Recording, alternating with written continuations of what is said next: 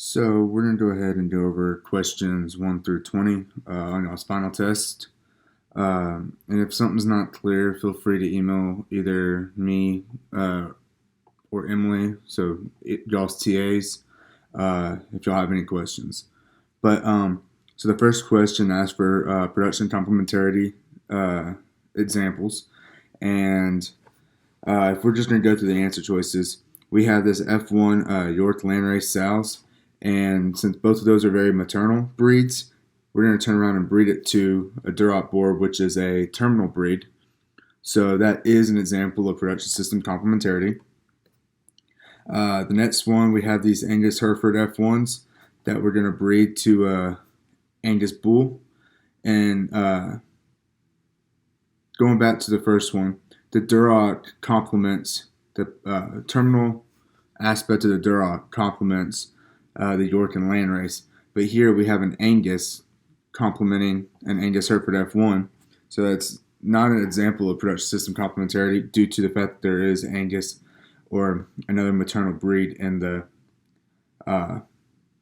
cows. Now C is a really good example of production system complementarity because we have a Boston-Icus Bos Taurus cross or Boston-Icus British cross females that we're going to turn around and mate to a Charolais, which is a really terminal sire bull or a terminal sire breed. So the correct answer choice here is D for A and C. And then moving on to number 2. And if you haven't noticed, the answer choices that are bolded are the correct answers. But no, I'm just going to go through and explain why. So number 2, in the context of a single locus with dominance in 2 alleles and no lethality of the recessive genotype. So A and B, they're not the same thing. Or I guess A, B, and E. So these 3 are the same kind of answer choice, just a little different. So I'm going to go over C and D first. C is more progeny from a test mating will decrease the LOC relative to single progeny from a test mating.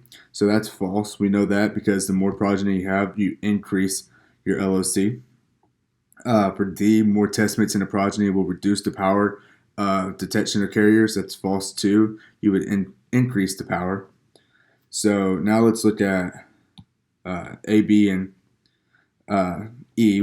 We're going to look at B first. So test mates that are known heterozygotes result in more powerful progeny tests than test mates that are homozygous. So that's false because we know that homozygous recessive have to pass on a recessive allele, so you have a better chance of finding out if an animal is a carrier or not based off the progeny due to these homozygous recessive test mates only passing on that one little recessive allele, and it allows for the test mate to better. It's a more powerful test. So that one we know is false. E, test mates that are known heterozygotes result in progeny tests with greater LOCs than test mates that are homozygous recessive. So that's saying the exact same thing. A powerful progeny test, a greater LOC, those are meaning the same thing, and because it says a heterozygote is a better test than a homozygote recessive as a test mate, we know that's false. And then A is just the exact opposite. Homozygous recessive result in more powerful progeny tests than test mates that are known heterozygotes. So number 3, maternal hybrid vigor. Dr. Riley went on a lot in his videos about maternal hybrid vigor. So it's a really important aspect of any production system. So hybrid vigor results from a purebred offspring from a crossbred dam. First off, there's no way you can have a crossbred dam and get a purebred offspring, so that rules out that answer choice.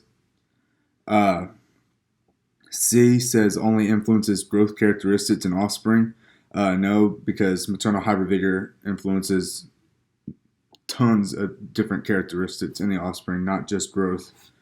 And then results from crossbred offspring with a purebred dam. So you can have a purebred dam and get crossbred offspring. However, this is going to give you direct hybrid vigor, not maternal. So that's why it's B. It's the most important genetic effect for a production system. And Dr. Riley, like I said, he mentioned that a lot in his videos. Number 4, heterosis and inbreeding depression. They are simply opposites. Heterosis is the increase in different characteristics, where inbreeding depression is, or heterosis is an increase in different characteristics, different traits, due to the alleles being heterozygous, and inbreeding depression is the depression of traits or the decrease in traits due to homozygosity from the inbreeding. So they are exact opposites. It has nothing to do with genotype environment interactions or epistatic interactions. Disastrous for certain animals. Heterosis can be disastrous, but inbreeding depression isn't. Correlates. They don't correlate with each other. They have nothing to do with each other. They're just exact opposites. So that's why number 4 is A. So number 5, I'm going to have to flip back and forth. But number 5, the Simmental. We're talking about the Simmental breed of cattle. So going through the answer choice, Simmental is definitely not a British breed of cattle. It is a continental breed of cattle, originally light red and white. Many are black. They can be horned or polled, but the origin is not from Germany. Same with D. Origin is not from France. And then E is, the reason E is wrong is because it just says horned. They can be horned or polled. So the correct answer choice is B, continental European beef breed of cattle. Originally light red and white, but many are black in the U.S. And they're horned or polled, and their origin is Switzerland. So answer choice B was the correct answer on this one. Number 6, breed of cattle from France. That's horned, white. However, some have a red tint, known for carcass muscling. So Limousin are originally red. They are from France. They are horned, but they can also be polled. And Limousin is known for carcass muscling as well. But however, there are no white Limousins, so that one's out. Simmental, we just had that. They're not from France. They're from Switzerland. Gelbvieh, again, not white. Hereford they are white and have red to them, but they are from England, not or Herefordshire, England, not France, and they're not known for carcass muscling. They're known for maternal traits. So the correct answer was Charolais. The next one, which is not true about the Angora breed. So a lot of these breed questions should have been easy for everybody to get correct, but we're still just going to go through them in case somebody made a mistake. So they are originally from Turkey. They are a horned breed of goat, so they're not sheep, they are goat, mostly white. And so then you come down to, does it produce cashmere or mohair? So those are the two answer choices that you had to determine which is correct, and then choose the incorrect one as the answer. So Angoras produce mohair, they do not produce cashmere. It's a common mistake that happens to a lot of people, but because y'all are animal science majors, y'all should know that Angoras produce mohair and not cashmere.